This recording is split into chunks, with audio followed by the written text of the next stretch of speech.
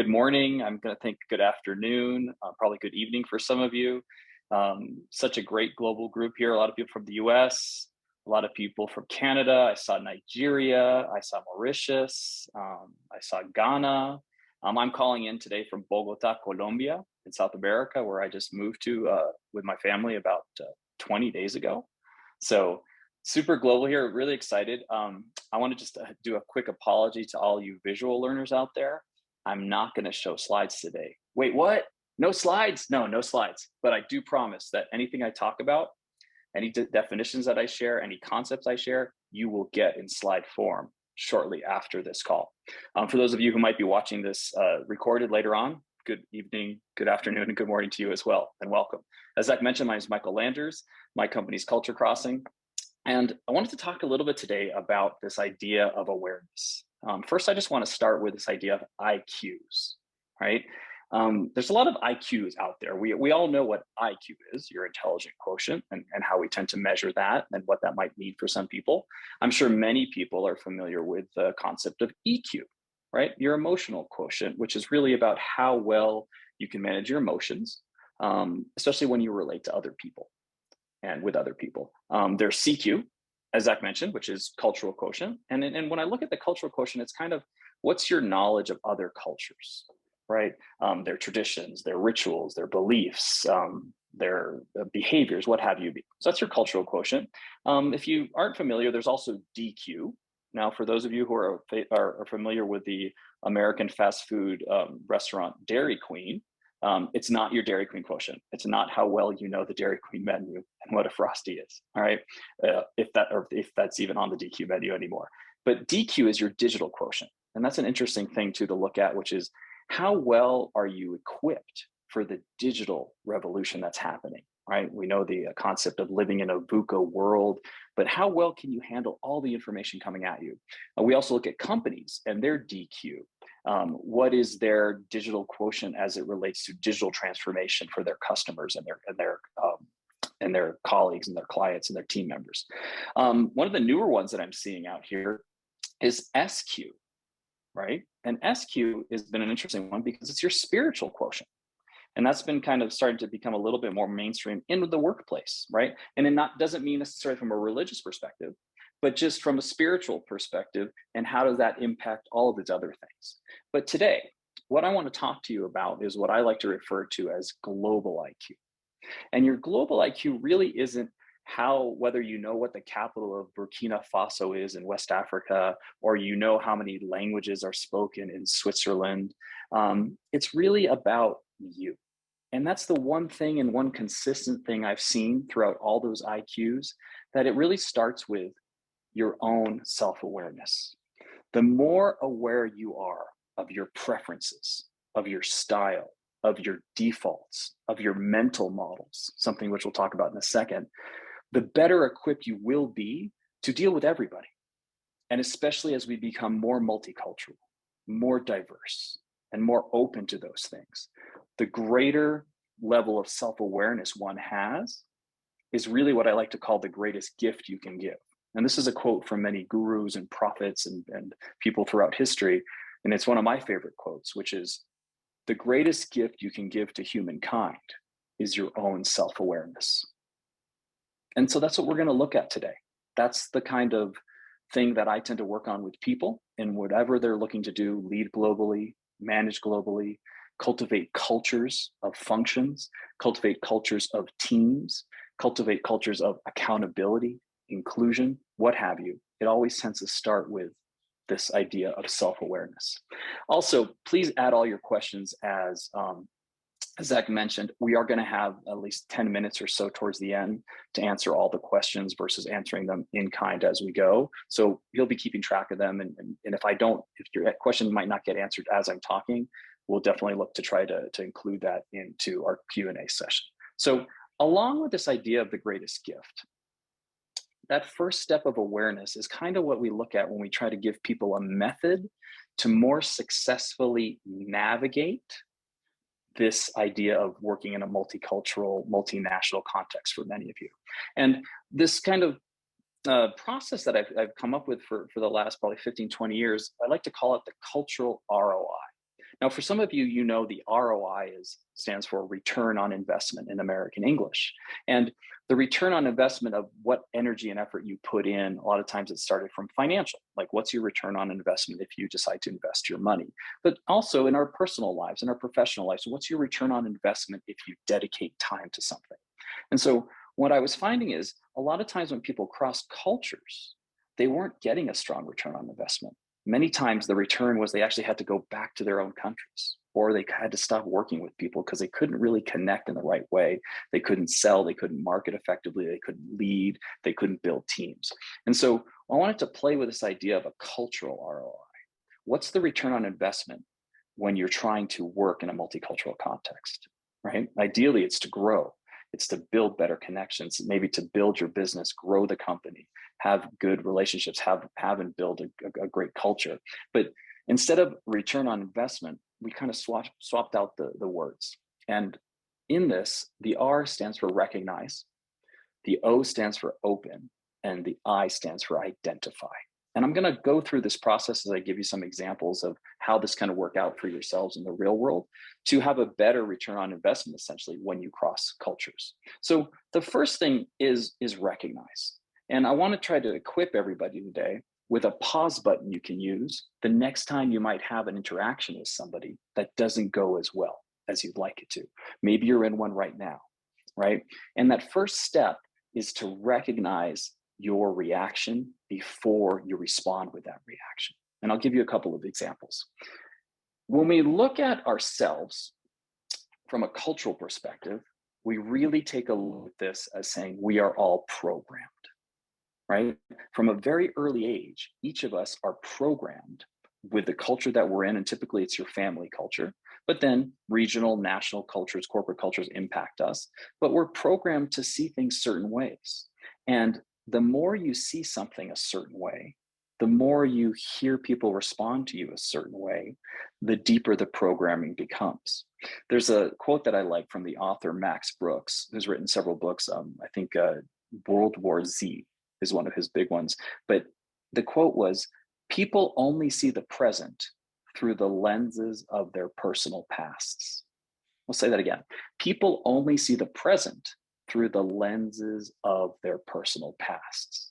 So if you want to understand the way you are programmed or other people are programmed, take a look at the lenses of your personal past.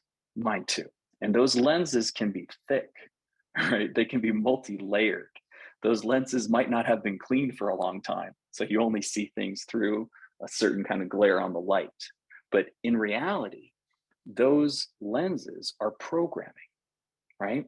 And so if you were raised in a household, let's say, that was very communicative, you might be programmed to be very communicative.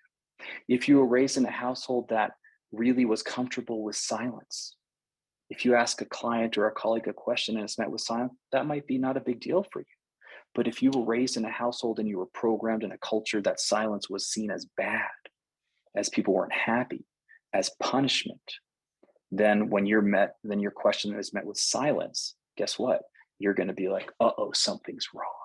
And that in essence is what we're talking about. So when something happens, when you're interacting multiculturally within your own culture, and somebody does something or says something, and you're about to react a certain way, the first step in this process is to recognize how you're feeling. Imagine if you had that pause button right there and you go, whoa, that person's coming across as aggressive. At least that's my perception. My question was just met with silence. I'm thinking they might not be happy with my question. Wait a minute, let me pause. Let me pause and go, that's what I'm thinking. I'm putting this answer and projecting this feeling onto the situation. Now, you might be right, but the big deal when we cross cultures is to really recognize, and we took the pause button on that recognize. So that's our first step in the ROI. Now, once we recognize, we have to really understand this concept of mental models. And it's one of my favorites, and it's really helped me understand, what culture is, especially when we cross borders. The concept of a mental model is when we make judgments, when anybody makes a judgment, by the way, I would say on average, most of us, me too, make so many judgments during the day versus observations. Judgments outweigh observations, maybe 5, 8, 10, 20, 50 to 1, just in a normal day. We're conditioned to judge. So it takes a lot of work, a lot of work to say, hey, I want to observe. And I think many of you who are in this field within HR, within leadership, learning and development, one of our jobs is to really get people to recognize when they're judging and try to say, hey, can we make an observation instead? But we're all conditioned, we're all programmed, and culture, in my experience, is a series of mental models. So when people make judgments, they're comparing whatever they're judging to some model in their minds. And take it personally for a second here and say, when you think a food is spicy, it's spicy. When it's sweet, it's sweet. When the customer service was excellent, it was excellent. When it wasn't so good, it wasn't so good. That movie was hilarious, wasn't it for you? For me, maybe not, right? So every moment, pretty much of every day, we are judging things and we're making those judgments, good or bad, positive or negative, in relation to some model in our mind, which is related to the experiences we've had to date, those lenses of our personal pasts. So when we look at our mental models, they really encompass everything. And some things, some of the things we see, like where it's the strongest, is when you go from one country to another, or you go from one state or region to another, or even one city to another. But definitely for those of you who have crossed international borders, the concept of food really brings out our mental models. If you ever have something that you love to eat in your country, let's just go with pizza, right? And then you order that pizza in another country, you might be like, what the heck? This is not pizza. By the way, I work with a lot of Italian people, and I've been working in Italy for the last 10 plus years with lots of large Italian companies. They struggle mightily when they come to other countries because they're like, this is not pasta. You call that pasta bolognese? No way. That is tomato sauce and hamburger in the States. I don't think so, right? Same thing with pizza. But it's really interesting because most people I meet get very frustrated. They get angry. They're like, how can this be a hamburger? You don't call this a hamburger. And it's all based on their mental models. For whatever reason, they're expecting the food that they eat in their city of their country to be very similar when they go to another country. And so it's fascinating because I've had that problem myself over the years. But really, when you look at it, you're like, really? You really expect the hamburger to be the same hamburger from your country? The same pizza? The same rice? Whatever it is? How could you think that, right? Because we're very much focused and programmed around the way we want the world to be, right? And we know when we cross cultures that it's not very much like that. But when your mental models are challenged, you have an opportunity. First, recognize what they are, okay? That's the R. Second, open your mind to a different way of looking at it. And that's the O in the ROI. So case in point, when I was served pizza for the first time when I lived in Brazil growing up, in a beach restaurant in Rio, they brought me a circular kind of tray with very, very thin crust and cheese. That's it. And they put next to it a bottle of ketchup and some toothpicks. And that was my pizza. So as a teenager, I was like, what? This is not pizza. How can this be pizza? But if I use that model and go, I'm a little frustrated. That doesn't really look like the pizza I'm expecting. But I'm going to go to that second part of opening my mind and say, okay, well, maybe here, that's how they define pizza. So got the ketchup, put it on the cheese. It wasn't that bad. Next time I ordered it, I knew what to expect. It wasn't a big surprise, right? So that's when it comes to just your basic mental models of how you like to judge things and what things mean for you. And when they're challenged, your opportunity is to open that mind. That's the second thing. Now, here's another interesting thing that happens with mental models is recommendations. And here's a question for everybody. Have you ever had somebody recommend a restaurant to you in your life? Okay. And have you gone to that restaurant and found the restaurant to be good? Well, maybe it met your expectations. Excellent. Have you ever gone back to that person and got a second recommendation? Now, if you have, and that second recommendation was good, that person becomes the restaurant expert in your life. They know restaurants. You will start to see them as the restaurant expert. And the reason why is because they met your mental models 2 times. That's it. Same thing goes with people who recommend movies to you, recommend books. If they do it twice, if they match your mental model twice, they become amazing. Now, let's flip the question. Have you ever had somebody recommend a restaurant to you and it wasn't good? Okay, I've had that. Did you ever go back to them for a second recommendation? Probably not. Right, Robin? No way. Why? One chance. They had one chance to meet your mental model, and if they failed, that's it. Right? So think about how powerful that is. Someone recommended a movie to you, someone recommended a book to you, it wasn't good. You're never going to go back to probably give them the chance to recommend anything to you again in that domain because they didn't match your mental model. Now let's take that to work, right? Because mental models just don't stop with restaurants and movies, right? They stop with, are you fitting my mental model of a manager? Are you fitting my mental model of what, our responsibilities? And are you fitting the mental model of delivering feedback to me, building trust, influencing? And especially in a business, if you don't fit the mental model of what your boss thinks is the positive behavior or the way you should work with customers or colleagues, you get about one chance on that, right? Sometimes not even that.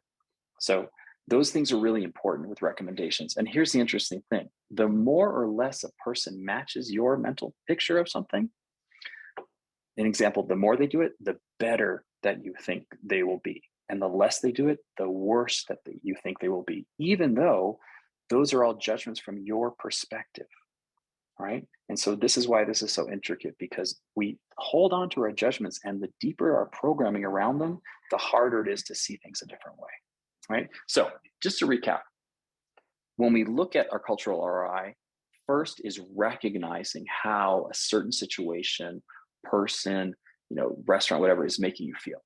And before you jump to the conclusion of solidifying that, you say, okay, this is how I'm feeling. I'm thinking they're being kind of aggressive.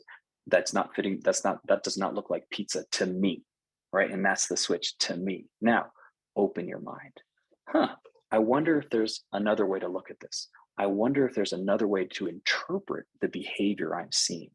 I wonder if there's another way to kind of make a observation about what I'm seeing instead of a judgment. And that's the open, right? That's opening your mind to different mental models. And I'm going to get to the third one in a second.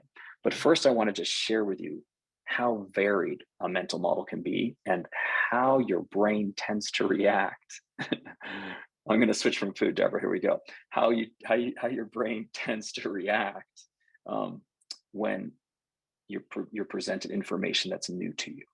Okay, so we have a pretty global group. So I'm gonna, if you're active in the chat, put it out there. But what I want to know is, I want to know from you, growing up, what did the dog say in your country? Right? And I'm looking for, from the Americans. Yes, thank you. I'm looking for a woof woof. Okay, excellent. So look at all these things. We have a lot of barks. We have a lot of woofs. We have a lot of arfs. Okay, what does a dog say in Canada? Anybody there? Okay, so if you look through, you'll see a lot of things. We're seeing some interesting ones from countries around the world. And so if you don't know, the dog sounds different in every language, right? And so, for example, in Britain, they like a good woof woof, right? Similar to the US. In Chinese, Mandarin, it's wang wang wang or wo wo wo. Denmark, it's woof woof. Greek, rav rav. Indonesia, the dog says gong gong, gong gong, G-O-N-G, G-O-N-G. In Iran, it's hao hao. I think someone put it up there. In Italy, it's bao bao. In Laos, country in Southeast Asia, it's voon voon. Poland, hao hao. Dominica, thank you. Philippines, it's ah ah. Romania, ham ham, as we saw. And in Thailand, the dog says hong hong. And in South Korea, the dog says mung mung. Wait, what? Now, if I told you for the rest of the day, the dog says mung mung, for some of you, you'd be like, no way, that can't happen. So here you go. Mental models of the way a dog sounds. And when you present that information to most people, what are they going to do? The same thing most of us do when we're presented with new information, believe it or not, reject it. And this is a good kind of lesson for you and for those of you who might be in HR, right? And leadership development, which is when you're trying to present a new concept or a new way of thinking, if it doesn't fit into people's existing mental models, if they can't find a place for it, most of them will reject it. They will reject it outwardly. And it's not necessarily a personal thing, like they're saying, I don't really like that. It's the mental model. It'll be challenging for them to create a new mental model. So some of the best ways to get people to adopt and be open to new ways of thinking is to let them understand why their rejection feeling will come up. Communicate to them the idea of a mental model and how we're going to try to create a new one, and why this one might be counter to yours, and that's normal. And your normal reaction, most of you, is going to be to reject it. And so we use examples like this with a dog to get people to understand it. But by the way, every animal sounds different. So growing up in the United States, the the frog says ribbit. In Japan, the frog says gero gero, right? The chicken in the United States says cock-a-doodle-doo. Growing up in Colombia, as I did, the chicken says tiki tiki, right? So we always joke after this and we say, big question for everybody, what does the fox say? There you go, Barry, right on me. All right, little dad joke there. So we went from recognize our mental models, opening our minds to other ways. And the next kind of step in this is identifying how I might adapt my behavior, right? Recognize how you're feeling, open your mind to a different way of thinking, and identify how you could adapt your behavior. Now, the most interesting thing for me when it comes to recognizing your mental models, opening your mind to others, and then really getting to identify. In order to identify, I really have to know what it is that, and what the options might be, right? So that can take a little bit of time. The recognize piece is something you can start right away, and you can, and people can help you out in that sense, which is you recognize your own feelings about things. You don't need any other information. You just go, hey, that's feeling weird. That's feeling aggressive. That's feeling assertive, what it is. Opening your mind, let me think about a different way of looking at this. That's a question you can ask yourself. And then when it comes to identifying ways to adapt, that one is an interesting one because that's going to take a little bit of time and also experience. But if you're working with multicultural companies, if you are in a multicultural company and you have employees from around the world, they can provide all these different ways of seeing a similar thing. So we'll talk about that in a second. But one thing that most people live their lives in and around is what we like to call, and I'm sure many of you are familiar with this, the golden rule, right? The golden rule in life is treat other people as you want to be treated, or do unto others as you would have them do unto you. And I think that rule initially came from religious, probably Bible, stuff like that, which again, the essence of that rule, I believe, is about respect, maybe love, empathy, and there's nothing wrong with that core bit. But I always tell people is if you live your life by the golden rule in today's multicultural world, it's a broken rule. And I really encourage people to switch from the golden rule to what I like to call the global rule, right? Some people like to call it the platinum rule. And that's very simple, which is you treat others as they want to be treated. Exactly, right? Because if you try to treat everybody the way you want to be treated, their challenge is not everyone's going to want to be treated that way. On the flip side, if you try to treat everybody the way they want to be treated, you will not be successful. So I'm not saying that you have to do that, but one of the things we find to really foster cross-cultural awareness and connection is you can't treat everybody the way they want to be treated. It's not going to be possible. But everybody can do one thing, which is you can always ask them.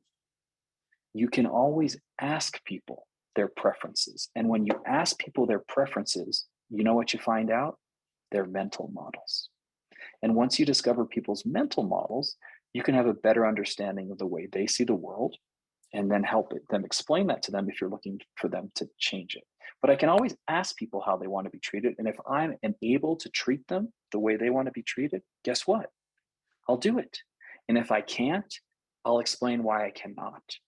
And so for those of you who might be like, wait a minute, I love the golden rule. I live my life by the golden rule. I've been successful with the golden rule. I get you. I hear you on that one. But I just want to give you an example, especially when it comes to working cross-culturally, where you currently golden rule and the challenges that can possibly cause. So most of us golden rule in the way we send emails. Some people are super informal. Some people are more formal, right? You might get a dear Mr., or you'll just be like, hey, Michael, whatever your style is. Some of you like a lot of exclamation points. You'd be like, hey, Michael, happy Monday, boom, boom, right? Hope all's well, have a great weekend, exclamation point, exclamation point, exclamation point. And if you are naturally an exclamation point user, you will expect some in return, and you might actually be disappointed. You might feel offended in some ways, consciously or subconsciously, if you get an email back and guess what? No exclamation points. Now, for other of you, you might be like, exclamation points, really? Happy Monday? 3 exclamations? Come on, it's just Monday, right? I don't need those exclamation points. So you will likely write your emails without them, right? So emailing is a way we golden rule formality versus informality, using a lot of emojis if you're on text versus not, okay? But again, you tend to be writing the way you want people to write to you. And by the way, if you get an email from somebody new and they start out more formally, maybe that's what they're expecting. If they start out more informally, maybe that's what they're expecting. So that's a great real kind of way to use the ROI to say, hey, this person was super informal. I wonder if they don't respect me. Wait, let me open my mind. Maybe that's just their preference. Maybe informal is what they are in their culture. Okay, so instead of responding angrily or frustrating or making a snide comment, I'll just maybe reply informally and see how that goes. Same thing goes with exclamation points. Greeting is another way we golden rule. For those of you who enjoy giving people hugs, right? A lot of times we'll say, hey, how you doing? Nice to meet you. I'm a hugger. Sorry. You're apologizing for the fact that you're golden ruling. And some people might not want a hug. For those of you who like a firm handshake, you're shaking people's hands firmly, aren't you? And you expect that in return. For those of you who like that firm handshake, if you get that very limp one, you're like, oh, it kind of makes you feel like it's a dead fish, and you'll say something about it. But guess what? For those of you who are more with the limp handshake, that's your style. People with a firm handshake, you're like, ouch, you're crushing my hand. Some people in cultures like to linger and hold hands between genders, same gender, walk around holding. For others, people will be like, oh my God, let go of my hand. That's way too long. Again, mental models and golden ruling. Another way we golden rule, giving feedback. Do you like to give critical feedback with a little good, a little bad, a lot more good? That's the American way. Sometimes we call that the Big Mac. Sugar bread on top, you're doing amazing so far. Little piece of meat. Here's some things you could do better. Other than that, more sugar bread, you rock, keep it up. Versus those people who like to give feedback very, very strict. You're doing a bad job, do better, or other people who might be even more indirect about it. But you tend to want to give feedback the way you want to receive feedback. Same thing goes with selling and negotiating, communicating, building trust, influencing, all of those soft and core skills, we all tend to golden rule on that. So that's just a little thing to look at. Your golden rules are usually connected to your mental models, and they're really important to be aware of, especially when you work globally. Because if we're always trying to treat everybody the way we want to be treated, we're going to have a lot of disappointed people. We're going to have a lot of unhappy people. And it's something that can easily be adjusted or fixed just by being aware of your preferences and defaults, and then getting curious to other people's preferences and defaults. All right, so that's a little bit on golden rule and global rule. Let's take a look at one way and one skill in particular that I have seen through some of the people that have done a lot of work in this intercultural field, including one of my former teachers, L. Robert Coles, who's passed away many years ago, but his work includes the survival kit for overseas living. So if you have anybody who's moving overseas, I highly recommend that book by L. Robert Coles. We'll put it in the slide deck as well, the survival kit for overseas living. So within it, he goes over about 10 different skills that can determine whether someone will be successful. I've done more research on that for the last 10 plus years, and I've identified 3 skills in particular that'll determine if someone will be successful when they work or kind of travel overseas. I'm going to share one with you today. And it's the same skill whether you're living there or you're working remotely for a global company. So the skill that we see as kind of the biggest determinant if you will be successful when you're working in a multicultural context or living or relocating overseas is tolerance for ambiguity. Right? And for those of you who are familiar, having a high tolerance for ambiguity versus having a low tolerance for ambiguity, what we find is people who have a high tolerance for ambiguity are more likely to be successful working in multicultural context and international context. And just from a definition perspective, again, this will be in the slides. Tolerance for ambiguity is really the capacity to hold multiple viewpoints or possibilities in your mind and to remain open to new information and perspectives. So on one side, I have the ability to see the same thing defined differently. So for example, a dog can say bow wow, a dog can say mung mung, a dog can say voon voon, or 10 other things. If I can handle that and I can respect that and I can kind of appreciate that, high tolerance for ambiguity. But if I'm like, the dog just says woof. I don't know what the hell those other dogs are saying. It just says woof, right?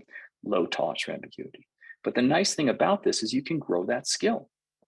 And we find that when we're kind of identifying people who are going to be better global leaders, or if you're looking to go into a new country or a new department or new function, what have you, we really look to kind of assess people's tolerance for ambiguities, not just individuals and leaders, of course, but organizations as a whole. We see a direct context to organizations and companies being successful as they expand globally if they have a higher tolerance for ambiguity versus a lower tolerance for ambiguity.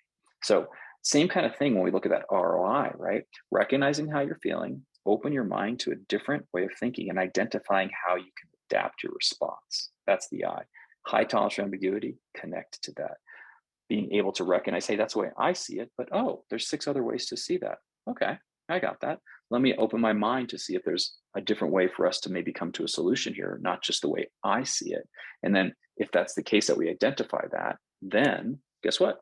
We might be able to adapt that. So again, tolerance for ambiguity, the capacity to hold multiple viewpoints or to remain open to new information and perspectives that might be counter to the way you see things. And you can see how difficult this is, because if I've seen something or I've done something the same way my whole life, 20, 30, 40, 50 years, and I've never seen anything else, and I haven't had a good experience trying to do anything else, good luck in trying to get me to change. I'm going to have a low tolerance for ambiguity for most things, versus somebody who has maybe had that experience of seeing things so many different ways, multiple times. They are going to have a high tolerance. They're going to be very open to new ways of things, right? So let's take this idea of tolerance for ambiguity to your companies, right? And we work with a lot of global companies over the years. As they've gone from become like small startups to huge companies like Airbnb, from other companies like Uber as well that started small and grows big. We've been lucky enough to work with them, to your bigger, well-known companies like Apple globally, as well as Google, SAP, and some other kind of companies that you might know of. So why I bring this up is the work that we do with them is varied, but one of the things that we've done most with them is help them with their HQ problem, right? And I like to call this the HQ shoe, right? And so wherever your HQ is, for those of companies, people who are from companies who are working or have worked for companies where HQ might be somewhere, but then they expand to different countries and regions. So the HQ shoe is this. Most companies where HQ is located tries to put the HQ shoe on the global foot. And what we have seen is when companies knowingly or unknowingly try to put the HQ shoe on the global foot, it causes blisters. It doesn't fit perfectly. And what happens if you've ever had a blister from wearing a shoe that's too tight or too big or too tall or too small, right? You don't walk well. You can't run well. You can't perform well because you're constricted by an ill-fitting shoe. So same thing goes with companies. When we see companies trying to force, knowingly or unknowingly again, their HQ shoe on their global counterparts' feet, they cause blisters. And so one of the things we look at is when you are looking at pushing out culture, pushing out function from an HQ perspective, being very mindful of what needs to stay the same, really. What can't change? It has to remain HQ. And that's totally fine. There should be things that way. Where can we allow our global partners or departments or what have you to do things a little bit more their way? Let them wear the shoe that fits best for them, right? And that's kind of what we like to call a polycentric approach. allowing local partners, local kind of branches to decide and determine the way they want to operate, whether it's communication, decision making, language, market, recruitment, training, you name it. And then another thing that tends to happen when companies grow is they move from that high in HQ kind of shoe, which is ethnocentric. They give a little bit of polycentric to let the regions and local municipalities do what they want. And then eventually become geocentric. And that's the creation of a new shoe, right? A new shoe that incorporates both HQ and regions and fits perfectly for everybody, right? And it can morph and shift. But to be mindful of those things is really kind of what we see. And that's connected to that tolerance for ambiguity. Hey, HQ, this is how we drive motivation. This is how we drive performance. This is what we do with poor performances. Everyone goes on a pit versus, wait a minute, is that going to make sense for our local partners? Is that going to allow them to perform at the highest level? And so again, having tolerance for ambiguity is really great from that perspective as well. All right, so that's a lot of stuff we talked about in a short amount of time, at least from my perspective. Just do a quick recap. Took up the idea of this concept of self-awareness. The greatest gift you can give to humankind is your own self-awareness. We looked at a number of different quotients and kind of wanted to talk today a little bit about this global IQ, which is recognizing your own preferences and styles as you work across cultures to impact people in the way you'd like to.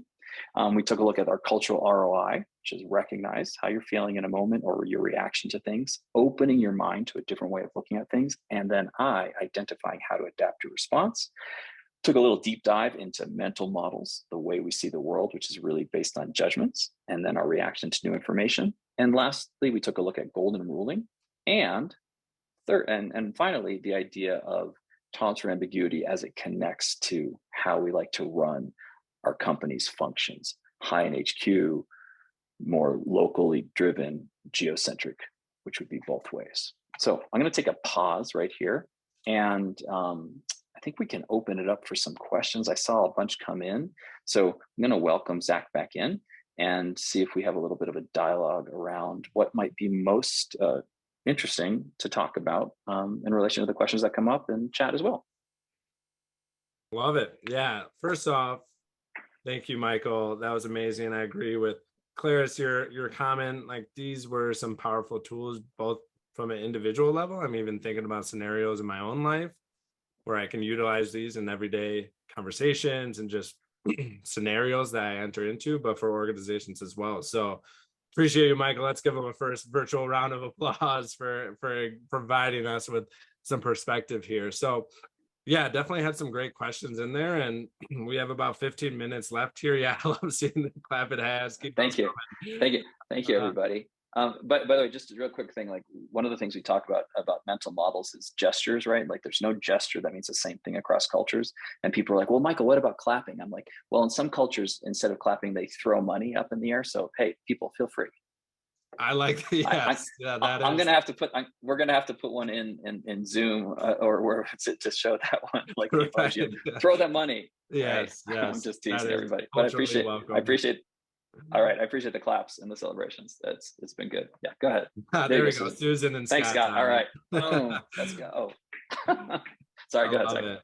No, that's great. And yeah, keep the questions coming too. We have like 14 minutes left here and I know I noticed some of you are working in 40 countries, 50, and I even saw someone in 120 countries. Like, wow, that's amazing. Wow. That's amazing. So if there's something you're working through right now that you want some expert perspective on, this is your time. So ask that in the chat, ask that in the Q&A.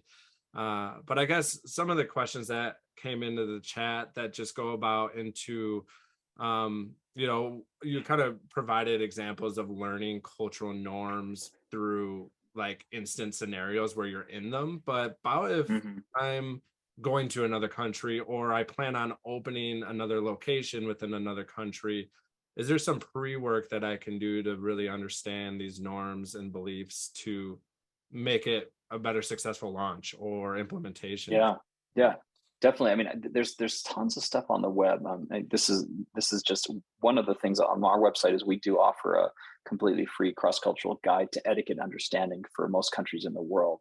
I'm not saying it's like the way, but if you don't know anything, that's a great start. And there's a lot of free resources on the web because, in my experience, initially for the first probably 20 plus 30 years of this field, the cross-cultural field, it was heavily focused and still is on the other, which means, hey, you're going to Japan, here's how the Japanese act. Hey, you're going to Singapore, here's how the Singaporeans act. Hey, you're moving to Ghana, this is how people in Ghana think. And while there's some truth to that, and I appreciate those, I really encourage people to say, hey, when you do meet people from those countries, don't assume. You're going to meet individuals the same way, all US Americans don't like French fries. All Italians don't drink red wine or like soccer. I mean, there's just some things there. So I think it's important to look at that kind of stuff. And then I love to have the experience two sides. One of the host country nationals. So I get some feedback, and again, a lot of stuff is there's stuff online. I'm also happy to put a number of list of books that can be helpful for you as people navigate to different countries. But the truth is always somewhere in between the host country national's perspective and an expat who's been living in that country for some time and is aware of themselves. And that's sometimes if we just go from one or the other, we're going to get a naturally biased approach. So if you're looking to expand into another country, I'd always be curious to talk to multiple companies who have done it before and hear their perspective, because it'll probably be varied. But people tend to be very final about their things. Oh, if you're going here, you have to, you must. Don't forget about that. So I'm always like, okay, yeah, I'm going to take that data, but I'm not going to necessarily own it yet. I want to see and kind of see what other people are saying.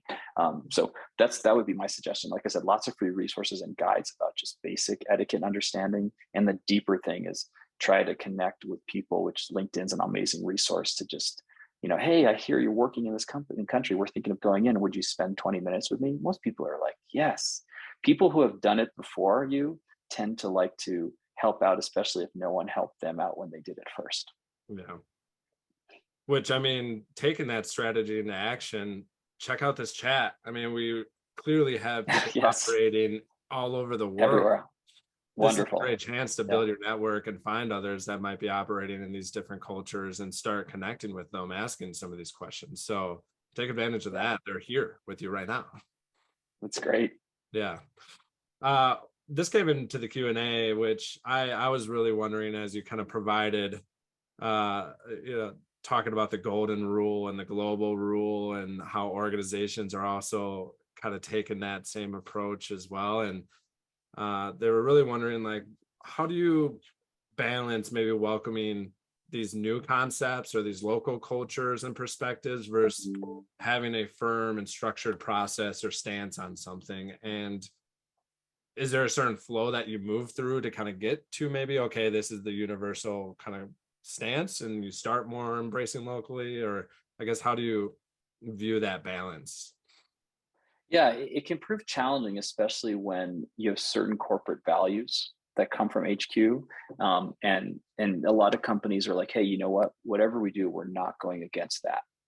And so sometimes if they make that decision, I'm not saying it's a bad one at all, but sometimes when they make that decision, it'll impact how they do business. They might not do business with certain local partners because they don't agree in the way they treat their people, right? So there's some things that can be truly, in some sense, the view of universalist. But here's the thing: if I'm going to try to establish a policy, a process in a local HQ, or sorry, local office, and I'm being met with a lot of resistance, that's going to be my first clue into just be like, okay, oh, interesting. Tell me more.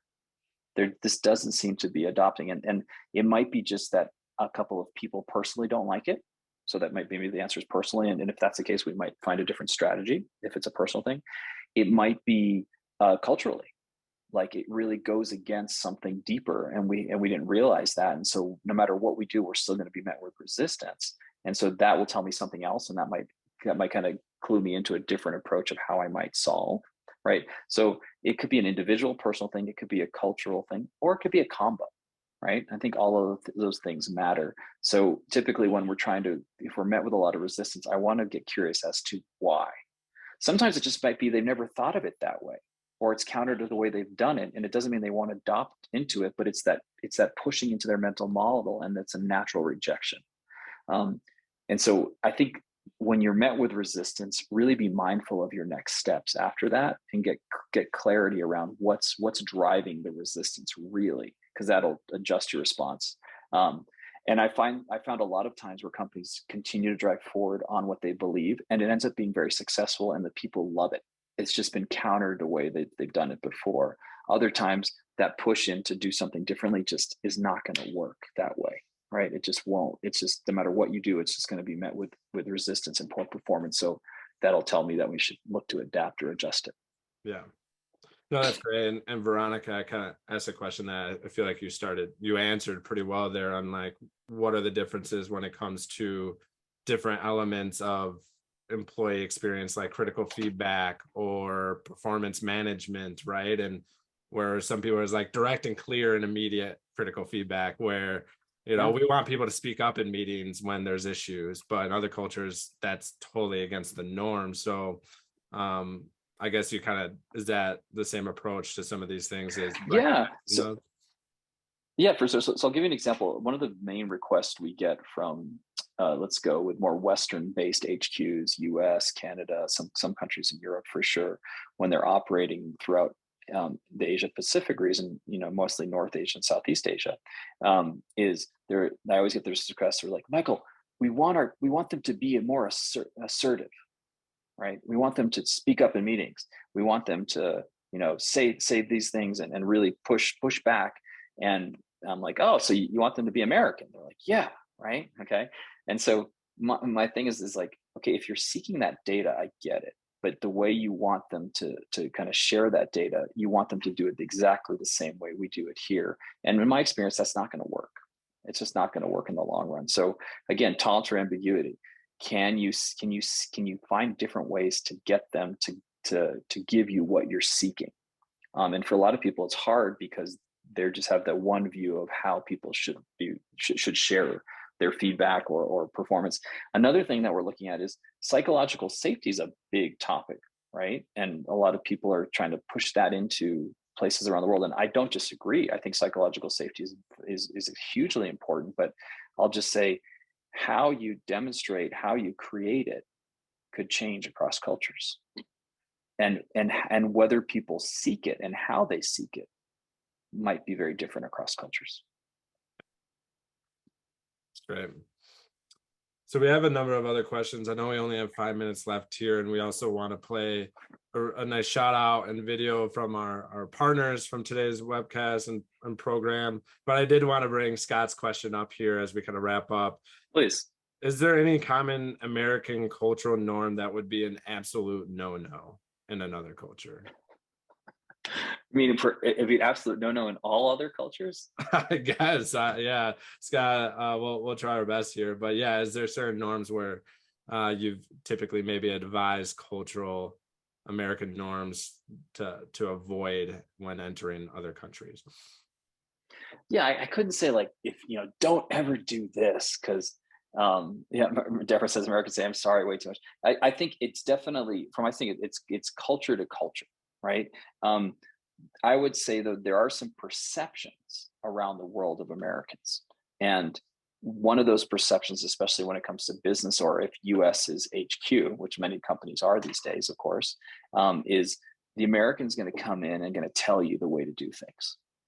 And so I think you can bust perceptions, and that's a great way to establish an early relationship by coming in and going, hey, I really want to know how you do things here. And they'll be like, wait, what? But you're American. Are you going to tell me what to do? Right. So that's the way I would look at it, to say is, hey, what are the typical perceptions that people have of one country? And then can you go in there and not live up to that perception? Yeah, Megan, exactly. Seek to understand. I think that's an important one, versus saying like, yeah, if you're American, definitely don't do this, whatever you do. So those are the kind of things. But I would say, believe it or not, the simplest thing, like that firm handshake. I know the pandemic has allowed us to kind of do some fist bumps or just like no handshaking at all. But look at the person directly in the eye, give them a firm handshake. Again, US, extremely diverse country, but that's probably two of the common ones that get people into a lot of problems, because that handshake and that direct eye contact for a lot of US Americans is my first line to determine whether you're a credible, confident person. And if you give me a limp handshake and you don't look at me in my eye, I might be like, you're shifty and I don't trust you. Meanwhile, your counterpart's saying, you got a firm handshake and they look directly in the eye. They're like, you're shifty. I don't think I trust you. So that's your classic kind of culture crash that I look at. Yeah, I love that. Well, thank you, Michael. I mean, it's just a great reaffirmation for the global rule, right? Like just really coming in to understand how do they best work today? What do they need to thrive within the ways that they operate and their beliefs and whatnot, and start empathetically, right? Exactly. And I would just say the last thing for those of you who are coaching your executives, coaching your leaders, coaching people, for yourself, recognizing your own preferences is a good start. And then getting clued into what theirs are to help coach them to look at it in a different way. And I'd say the biggest thing that I've had with the most success is asking to get people to change behavior is to say, what impact are you hoping to have? Right? What do you want to have happen in this relationship? Great. So that's the impact you're seeking. If you continue to do it this way to get that impact, it's not going to happen because this is how people are seeing you. And that'll be usually clue people in, especially leadership, to say, okay, you know what? I better change my behavior because I'm really after the impact. Versus if you just tell someone, hey, don't do that. You should do it this way. That's not really going to help them out. But Zach, thanks so much. Great to connect with everybody. We'll send you the slides as I mentioned. And then if anybody wants to connect with me personally, feel free to reach out to me on LinkedIn. I think Zach will share my profile. Happy to connect with you. If you want to talk deeper about anything, I am available. But I wish everybody continued success. Stay safe out there in our weird weather that we're having everywhere around the world. Don't say climate change. Sorry. And other than that, I really appreciate everybody's time and comments and what you're all about. Thanks to our sponsors as well. Yeah. Thank you, Michael. Let's throw some money, some more hands out there for Michael. Let's go. Put it in the chat. Definitely connect with them, follow up with them, always sharing amazing resources for you to learn from. So you can follow them there on LinkedIn. We also have the Sherman HRCI credits in the chat. So if you want to take advantage of those. But yeah, huge shout out to our partners HiBob on this program. They've been an amazing partner to support organizations that are operating at a global scale, especially from a tech enablement standpoint. So definitely check them out. And I'm really excited to share this quick clip from their actual internal chief people officer and the person who's leading this work internally at the highest level. We're going to play a quick minute clip here to wrap us up. So enjoy.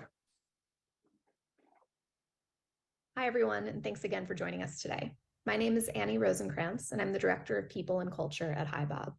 For those of you who don't know HiBob, we're a global company that set out to build the best, most engaging HR platform on the market. That means that not only am I a peer to all of you as HR leaders, but I also have the distinct pleasure of leading an HR team at a company that's actually building HR technology. We at HiBob use our own platform, Bob, to automate all lifecycle processes from onboarding to offboarding and everything in between, including things like workforce planning, performance management, and compensation management. And as a global organization, we leverage Bob to measure employee engagement and to keep our diverse global workforce connected through our social media-like user interface. HiBob is thrilled to sponsor today's event, and we hope to see you again soon.